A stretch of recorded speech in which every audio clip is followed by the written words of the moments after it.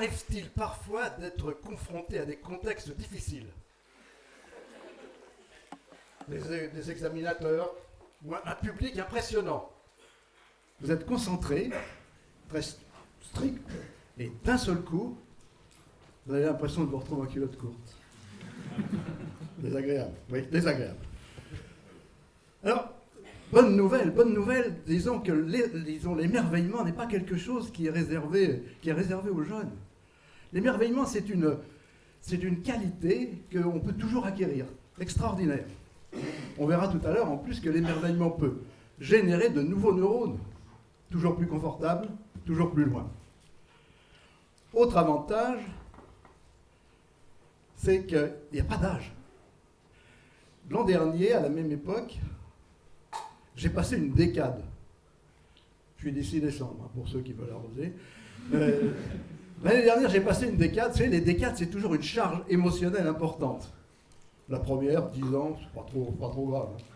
Quel va être mon prochain téléphone portable? Déjà à 20, on peut se poser des questions. Puis à 30, puis à 40. Wow! J'ai passé ma 8e décade. Alors là, c'est lourd. C'est lourd et en fait, il y a tous les amis qui vous disent « Mais enfin, mais pourquoi garder cette activité, toujours apprendre, toujours transmettre ?» Je dois dire que quelquefois, j'ai envie de me justifier, de dire « Qu'est-ce que je fais là, c'est vrai ?» Et puis, il y a Socrate qui m'a vraiment tout à fait rassuré. Socrate, à la fin de sa vie, voulait apprendre à jouer de la flûte. Et ses amis lui disaient « Mais enfin, Socrate, mais quelle idée d'apprendre un instrument de musique alors que tu es pas loin de la fin ?» Et Socrate répondait, juste pour avoir joué de la flûte avant de mourir.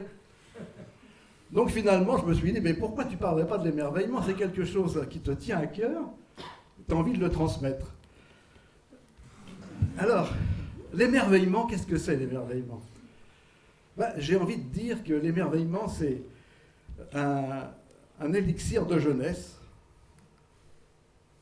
Je m'émerveille, voilà, émerveille. Et ce regard que je peux porter sur la vie finalement, j'ai été très rassuré, moi, petite parenthèse, par le fait que l'émerveillement, c'est pas simplement un état de grâce, que c'est quelque chose qu'on peut générer. Donc, dans le temps qui m'est imparti, on va parcourir un peu l'enthousiasme sous 3 angles. Moi, ce que j'aimerais déjà, c'est, avec vous, lever le tabou qu'il y a sur l'émerveillement. Il y a un sacré tabou. Ensuite, comment y accéder? Et après, très docte, je vous donnerai le regard des neurosciences sur cet état de grâce merveilleux. Alors, pour se justifier déjà, pour se déculpabiliser, parce que si vous êtes dans l'émerveillement, imaginez une réunion sérieuse, tout le monde est autour de la table, tout le monde est en costume cravate, enfin vous aussi d'ailleurs, mais et il y a quelqu'un qui parle d'un nouveau projet, et il y a au fond de la salle un type qui dit « Waouh !» Tout le monde se retourne vers lui. Peut-être que lui, il a vu beaucoup plus d'applications possibles, mais il se rassoit tranquillement. Il a dit « Ouh là là, j'ai été un peu trop loin. » Regardez notre ami Einstein. Einstein qui, il le dit, quoi, mieux vaut mourir que de perdre l'enthousiasme. Je crois qu'il se visualisait en train de chevaucher des météores lorsqu'il était en train de travailler sur la théorie. Le MC2 qui a été évoqué tout à l'heure. Prenez Hubert Reeves. Hubert Reeves, toujours espiègle, émerveillé devant des enfants d'une école maternelle qui sont en train de comprendre la différence entre le diamètre du Soleil et le diamètre de la Terre, tout simplement parce qu'il leur montre une orange et une tête d'épingle. Et il est fou de joie. C'est merveilleux, non? Des gens comme tous nos prix Nobel qui sont vraiment des passeurs de savoir, on a l'impression d'être intelligent quand on les écoute. Il y a un type moins connu, mais il a fait quelque chose, Hanson, il a présenté une composante très complexe, la topologie, une composante très complexe de son savoir-faire, et vous savez comment il a, disons, vulgarisé les choses avec un bagel, un pretzel et une brioche. Dans le domaine artistique, ce film Mao à Mozart, que vous avez peut-être vu, si vous ne l'avez pas vu, voyez-le. De Mao à Mozart, il y a Isaac Stern qui se promène de conservatoire en conservatoire. Et il y a une petite chinoise qui monte sur scène, qui commence à jouer du violon très mécanique. Il la regarde et lui dit « Chante ta partition. Et maintenant, joue-la dans ta tête et joue ton violon pareil. Et c'est merveilleux, elle a retrouvé une fluidité extraordinaire. Et Isaac Stern, il est aussi émerveillé que s'il était d'avoir une standing ovation au Carnegie Hall. Alors je vais vous parler un petit peu de mes émerveillements. Le Petit Prince, pour moi, le Petit Prince, il me suit toute ma vie. Ce regard émerveillé sur la vie, ses yeux grands ouverts. Et alors vous savez une chose, c'est que le Petit Prince, il était sur l'astéroïde B612. Il y a des astronomes dans la salle. Et cet astéroïde B612, il a failli ne pas être découvert. Pourquoi ? Parce que l'astronome qui est venu le présenter était en costume, costume turc. Et donc les gens, les grandes personnes, n'ont même pas été au-delà pour aller voir ce que pouvait apporter cet astéroïde. Ils se sont simplement dit, cet homme-là n'est pas respectable. L'année suivante, il est venu en costume européen, et là, l'astéroïde B612 a été reconnu. J'ai une petite passion, oui, il faut le dire. J'adore les petites plantes dans les villes. Vous savez, ce qu'on appelle des fleurs de bitume.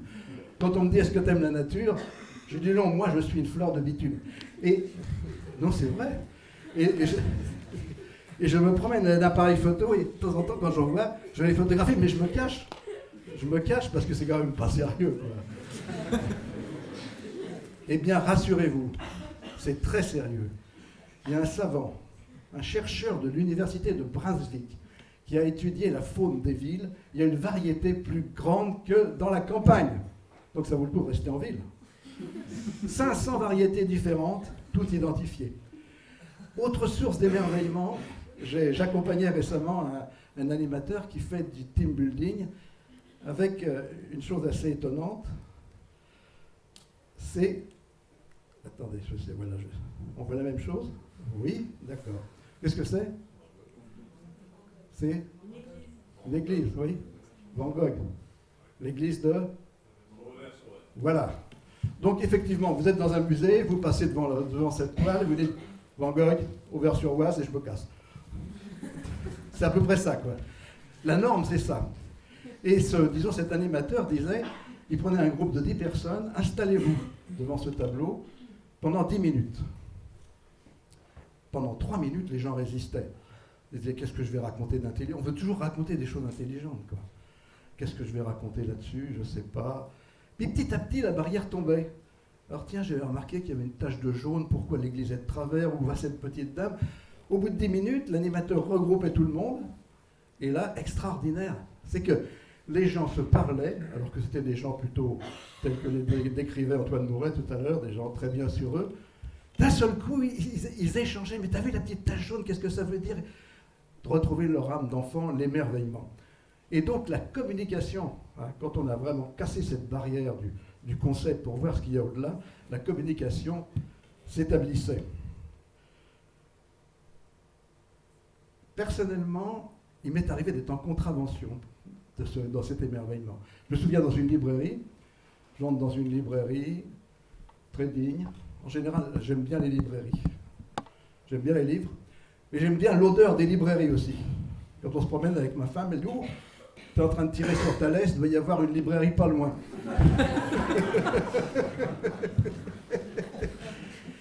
Et en fait, dans cette librairie, j'avais été très digne. J'arrive à la fin et la personne à la sortie me dit « Alors, vous avez trouvé ce que vous cherchiez ?» Alors, non, je jetais un coup d'œil. Vous savez ce qu'elle m'a dit ? Et qu'avez-vous vu ? On n'est pas à l'aise dans ces cas-là. Du coup, j'ai acheté 2-3 trucs pour sauver la plainte. Qu'avez-vous vu ? Mais cette question, en fait, je crois que pour atteindre l'émerveillement, il faut oublier le nom de ce que l'on regarde. En parlant de vue, enfin, je pense à une aveugle. Ça n'a rien à voir, c'est pas cynique. Hein. C'était métro école militaire, une petite vieille avec sa canne qui cherchait la première marche avec sa canne blanche. Je lui donne le bras, on descend les escaliers. Elle me dit emmenez-moi au début de la rame. Je descends à l'Opéra. Je lui dis je suis désolé, je descends à Concorde, je ne pourrais pas vous accompagner. Mais elle me dit mais ça n'a aucune importance, je connais parfaitement la ligne. Toujours est-il, on bavarde. Et d'un seul coup, elle s'arrête, elle me regarde, elle me dit on est arrivé. mais avec un sourire. Elle était vraiment triomphante, alors que moi, je me proposais de l'accompagner. C'est elle qui m'avait accompagné. Et son regard, le regard d'émerveillement, je ne sais pas si je peux vous le définir, c'est pas définissable. C'est quelque chose qui vient vraiment du cœur, quoi. C'est chouette. D'autres exemples, mon père était un peu comme ça. Il avait une sorte de savoir-faire pour détecter les signaux faibles d'émerveillement et en faire des feux d'artifice. Je suis bénévole dans un centre de soins palliatifs. Dans un centre de soins palliatifs, on accompagne les gens en fin de vie. Et ne croyez pas que ça soit triste. Moi, je dis souvent que je vais y faire mon plein d'humanité. Mais au printemps, des gens qui ont été dans leur chambre pendant très longtemps rêvent d'aller dans le jardin. On est équipé pour le faire. On sort les lits avec l'oxygène, avec les perfs et tout. Et je me souviens d'un monsieur qui était sous un arbre, je vous assure. Les feuilles bougeaient. Et ce type, qui en avait encore pour 2-3 jours, était dans un émerveillement que je ne saurais même pas vous décrire. Alors, il y a des casseurs, vraiment des casseurs d'émerveillement, ça existe. Comment les définir? C'est les gens qui savent, quoi. Vous savez, les gens qui savent. Moi, je sais. Donc l'émerveillement, dangereux, c'est pas pour moi. C'est un peu, quelquefois, vous avez ça se voit encore dans certaines rencontres, il y a des messieurs très dignes qui, à la cinquantaine, se présentent encore en donnant leur nom de l'école et leur année de sortie. Vous voyez un peu le topo. Ils se sont bâtis une personnalité sur des connaissances qu'ils avaient acquises pratiquement quand ils habitaient encore chez leurs parents. Vous voyez, le parcours est long, quoi. Le casseur d'émerveillement, c'est le ben ouais quoi. Ben ouais quoi. Ben ouais quoi. Regarde cette fleur. Ben ouais quoi, c'est une rose. T'as vu ce serveur là, comme il est attentionné? Bah quoi, il fait son boulot. Vous sentez que c'est vraiment ça casse tout. Alors, l'idéal, ça serait vraiment d'arriver sur le waouh, quoi. Sur cet enthousiasme. Alors, comment aller vers l'émerveillement? Ça me gêne un peu parce que c'est quand même un état d'être. Hein. Mais il y a des techniques quand même. Et on verra après l'aspect neuroscientifique. Là, je reprends. Dans l'émerveillement, il y a une chose, c'est d'être vraiment dans la minute présente. C'est être présent, c'est vraiment tous ses sens tendus vers un même objectif. Il y a un exercice dans la méditation, un exercice du grain de raisin. La méditation, le minute de l'instant présent, ça a été, c'est John Kabat-Zinn en Amérique qui a développé ça. Dans 150 hôpitaux, on pratique cette méditation. En France, Christophe André s'en occupe. Donc un grain de raisin, vous en prenez une poignée. Là, cet exercice, je vais vous le faire un peu rapide, parce que ça prend 10 minutes, mais ça consiste à mettre tous ses sens au service du regard sur un grain de raisin. Vous le mettez dans votre main, vous sentez son poids, c'est pas lourd. Vous regardez toutes les striures, sous tous les angles, vous découvrez les merveilles de ce grain de raisin. Vous le prenez, pas dans la bouche tout de suite, je le sens, je le mets dans la bouche, un tout petit peu, quel jus va sortir. Vous sentez un peu tout cet émerveillement qui peut monter. Ça va même jusqu'à ressentir l'envie d'avaler. C'est un exercice. Alors, un autre exercice qui est assez sympa, j'ai trouvé ça dans un journal pour enfants. Ça m'arrive de lire des journaux pour enfants, mais c'est absolument génial. C'est regarder avec un autre regard. Je vous conseille de le faire, d'essayer de le faire. C'est vous promenez, votre regard tombe sur une bouteille, vous dites « Ah, une botte de beurre ». Et vous changez à chaque fois, jamais le nom de ce que vous voyez. Alors, pour les adultes, c'est très difficile. Les enfants font ça facilement. En revanche, pour un adulte, c'est difficile, mais ça a un avantage, c'est que ça va un peu tournebouler le cerveau. On ne sait plus où il en est, on ne sait plus qui regarde quoi. Le regard des neurosciences sur le phénomène. Alors, on a 4 cerveaux. Je n'ai pas le chapeau pour les décrire, mais le premier cerveau, c'est un cerveau, disons, très ancien, qui est vraiment le reptilien, qui assure la survie, notre propre survie. À l'étage au-dessus, le paléolimbique. Le paléolimbique, disons, il est là pour la survie du groupe, la meute, le pouvoir. À l'étage au-dessus, ce sont les 2 cerveaux qui nous intéressent en type de gouvernance pour voir la bascule entre ce que je suis quand je suis dans le bah ouais quoi, pouvoir passer dans le waouh. Donc à l'étage au-dessus, il y a le néolimbique. Le néolimbique, c'est le cerveau de l'enregistrement, de l'apprentissage. Il est merveilleux pour tout ce qui est simple et habituel. Il est paumé quand ça se complexifie. Et à l'étage au-dessus, le préfrontal, qui lui prend le recul nécessaire et est apte, disons, à saisir tout ce qui est inhabituel, ce qui est complexe. Comment ça marche? Donc, en gros, si vous êtes face à la complexité, à la difficulté, préfrontal. Si vous êtes face à la répétition, je ne sais pas, le feu passe au rouge, vous freinez, il n'y a pas de... Si vous étiez sur le préfrontal, vous diriez, tiens, ce feu rouge, il est un peu moins rouge que d'habitude, et là, boum, ça y est, c'est l'accident. Donc, le limbique est vraiment utile. Alors, comment il fonctionne, ce limbique? Comment il fonctionne? Il est automatique. Donc, il est dans l'habitude. Vous savez, vous connaissez des gens comme ça dans les procédures de changement. On a toujours fait comme ça. C'est bien. Résistance. Non, ne m'en parlez plus. Vraiment, je suis à l'aise avec ça. Dualité. C'est blanc ou c'est noir. Dans la certitude, les gens qui ont des certitudes, ça je suis absolument certain, il n'y a même pas la peine de réfléchir. Empirique, il n'a jamais lu un mode d'emploi, il appuie sur tous les boutons en espérant que ça passe. L'image sociale. L'image sociale, ce qui nous bouffe un maximum, c'est que vont penser les autres. Que vont penser les autres? Si je manifeste mon émerveillement, que vont penser les autres? Et je me rassois. Donc le cerveau adaptatif, vous voyez à l'écran d'ailleurs que les zones ne sont pas les mêmes activées. Dans la partie gauche, c'est la zone, disons, du limbique en jaune qui est activée, et la partie du préfrontal en bleu. Donc l'adaptatif, il est curieux. Il veut vraiment tout voir. C'est vraiment je lisais que certains scientifiques, quelquefois, se réjouissent de leurs échecs même. Parce qu'il y a une curiosité. C'est un bel échec, c'était chouette. Vraiment, c'était... Il est curieux, naturellement. Il accepte, disons, il est adaptatif. La dualité, pour lui, n'existe pas. Rien n'est blanc, rien n'est noir. Il y a toujours de la nuance à pouvoir travailler. Aucune certitude. Du pourquoi, je pose toujours des questions. Et enfin, il est libre, il a une opinion personnelle. C'est-à-dire, c'est moi, voilà ce que je pense, et je n'ai pas besoin de balayer toute la salle pour savoir si j'ai le droit d'exprimer ce que je pense. Alors, c'est le docteur Jacques Fradin, qui est un disciple de Laborie, qui a examiné les deux gouvernances, la gouvernance automatique et la gouvernance adaptative. Et pourquoi j'ai repris ces deux gouvernances? C'est qu'en fait, dans le passage sur l'émerveillement, où il se passe spontanément, où on peut l'aider en essayant de changer sa gouvernance. On appelle la gestion des modes mentaux. Il y a une bascule de l'un vers l'autre. Pierre-Marie Liédot, il a un nom difficile à prononcer, il est responsable des neurosciences à l'Institut Pasteur. Il a fait des interventions d'ailleurs très intéressantes, mais il dit surtout que stimulation égale production de nouveaux neurones. Je reviens, je boucle avec, disons, mon élixir de jeunesse. Des nouveaux neurones, et à chaque fois que je suis, disons, dans le changement, il y a production.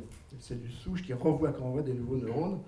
Ça veut dire quoi? Ça veut dire que si je ne peux pas basculer naturellement, je vais essayer de voir sur quelle préfrontalité je suis. Est-ce que je suis sur le préfrontal? Est-ce que je suis sur le thématique? C'est facile à dire. Si vous êtes en train de vous dire ce que je disais, on ne fait pas comme ça, j'en suis sûr, inquiétez-vous. Si quelqu'un vous le dit, ne lui en veuillez pas, mais essayez de le faire basculer sur quelque chose de plus souple, de plus adaptatif. Donc ce qu'il dit, lui, c'est que le cerveau se détruit de la routine et se nourrit du changement. Ça inspire, hein? Se détruit de la routine et vraiment se nourrit du changement. Notre ami le Dalai Lama dit effectivement, il vaut mieux que l'esprit soit ouvert, hein, c'est comme les parachutes, dit-il. Et Pierre-Marie Liédot insistait, et sa conclusion dans une conférence, c'était « La solution est dans l'émerveillement perpétuel ». Il y a quelqu'un qui vient d'écrire un livre, c'est, comment il s'appelle, Bertrand Vergely. Bertrand Vergely a écrit un livre, c'est « Le retour vers l'émerveillement ». Et il terminait, d'ailleurs, je voudrais bien terminer sur cette phrase avec vous, il disait « Si vous êtes riche, mais que vous n'êtes pas capable de vous émerveiller, vous êtes pauvre. Vous passez à côté de l'essentiel. Vous manquez la beauté du monde, la richesse des êtres humains, et la profondeur de l'humanité.